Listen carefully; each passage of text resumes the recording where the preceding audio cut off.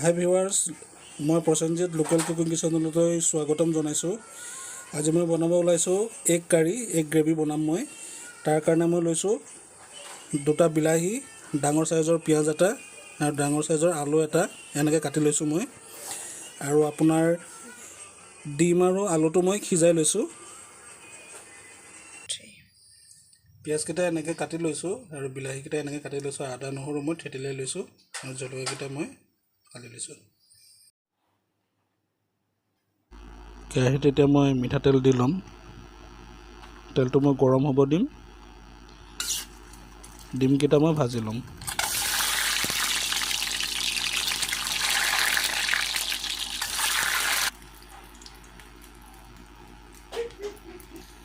মোৰ ভজা হৈ গ'ল।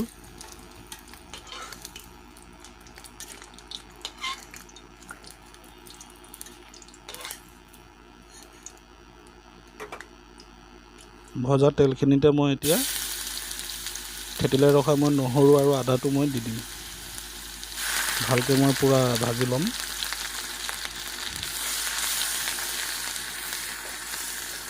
কেঁচা গন্ধ পূৰা নোযোৱালৈকে।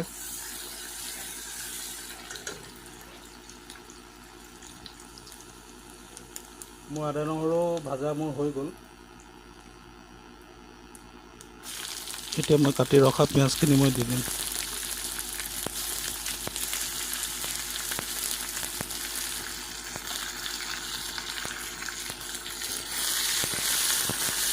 পূৰা ৰঙচীয়াকৈ মই ভাজি ল'ম। কাটি ৰখা মই বিলাহী আৰু কেঁচা জলকীয়া মই দিলোঁ।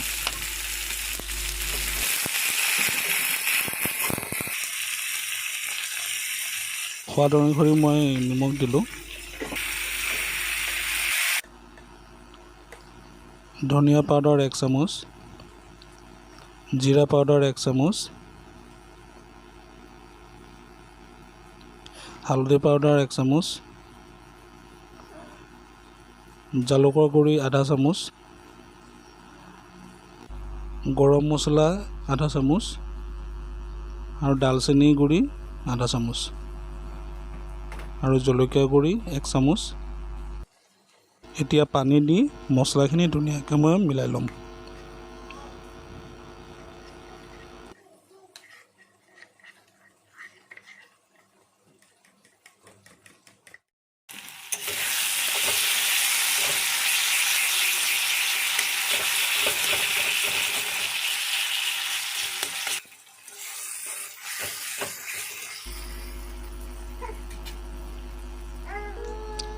মছলাখিনি মই দি দিম। এতিয়া মই পূৰা ভালকৈ ভাজি ল'ম।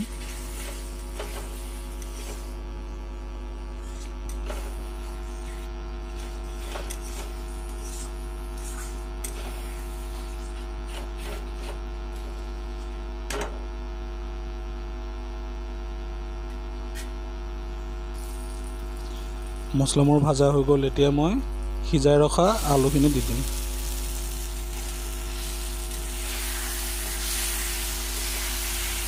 পূৰা ভালকৈ ভাজি ল'ম আলুৰ সৈতে।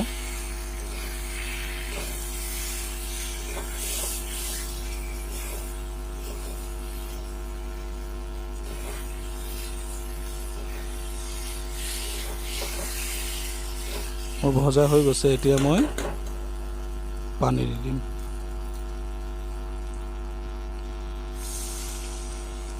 যিহেতু মই গ্ৰেভি কৰিম, মই পানীটো মই কমাই দিছোঁ। আপোনালোকে যদি জোল কৰে তেতিয়াহ'লে অলপ সৰহকৈ দিব পাৰে।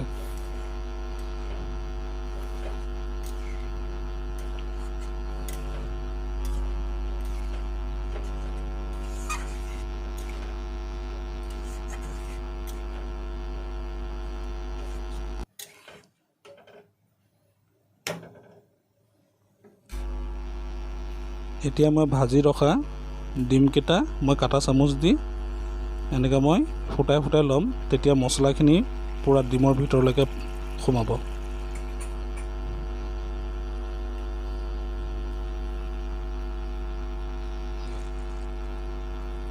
মই তাৰ পৰা ভালকৈ মই লৰাই ল'ম।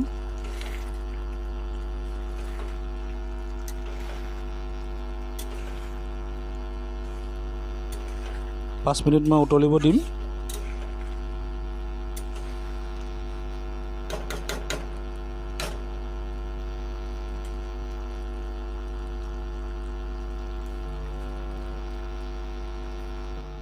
মোৰ ডিম গ্ৰেভি ৰেডি।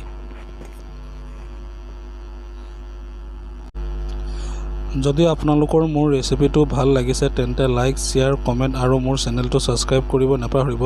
এনেদৰে বিভিন্ন ৰেচিপি লৈ আহি থাকিম। ধন্যবাদ।